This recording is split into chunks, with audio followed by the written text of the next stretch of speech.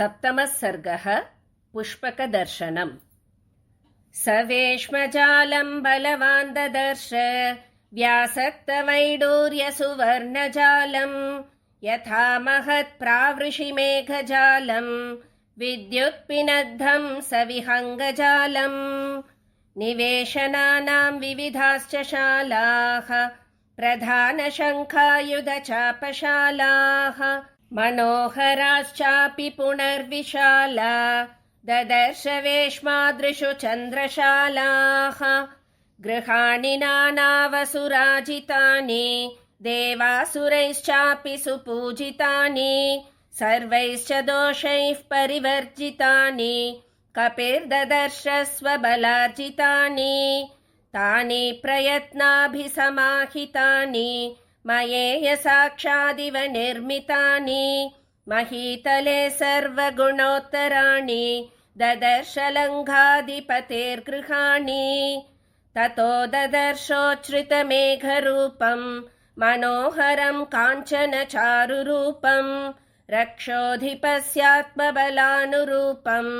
गृहोत्तमं ह्यप्रतिरूपरूपम् महीतले स्वर्गमिव प्रकीर्णं श्रिया ज्वलन्तं बहुरत्नकीर्णं नानातरूणां कुसुमावकीर्णं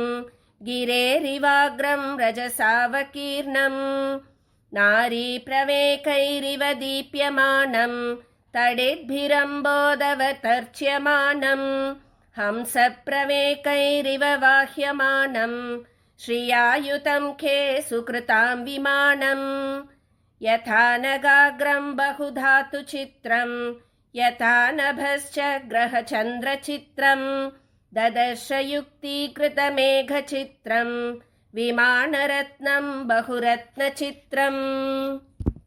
महीकृता पर्वतराजिपूर्णा शैलाः कृता वृक्षवितानपूर्णाः वृक्षाः कृताः पुष्पवितानपूर्णाः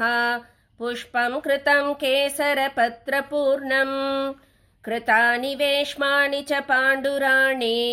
तथा सुपुष्पाण्यपि पुष्कराणि पुनश्च पद्मानि सकेसराणि धन्यानि चित्राणि तथा वनानि पुष्पाह्वयं नाम विराजमानं रत्नप्रभाभिश्च विवर्धमानं वेश्मोत्तमानामपि चोच्यमानं महाकपिस्तत्र महाविमानं कृताश्च वैडूर्यमया विहङ्गा रूप्यप्रवालैश्च तथा विहङ्गाः चित्राश्च नानावसुभिर्भुजङ्गा जात्यानुरूपास्तुरगाशुभाङ्गाः प्रवालजाम्बूनदपुष्पपक्षाः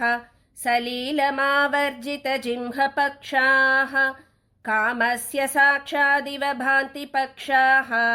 कृता विहङ्गा सुमुखा सुपक्षाः नियुज्यमानास्तु गजाः सुहस्ताः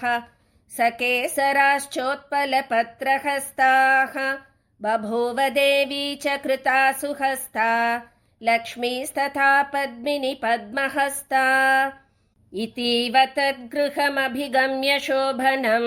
सविस्मयो नगमिव चारुशोभनं पुनश्च तत्परमसुगन्धिसुन्दरं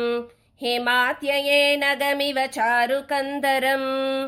ततः स तां कपिरभिपत्य पूजितां चरण्पुरीं दशमुखबाहुपालिताम् अदृश्यतां जनकसुतां सुपूजितां सुदुःखितः पतिगुणवेगनिर्जितां ततस्तदा बहुविधभावितात्मनः कृतात्मनो जनकसुतां सुवर्त्मनः अपश्यतो भवदिति दुःखितं मनः सुचक्षुषः प्रविचरतो महात्मनः।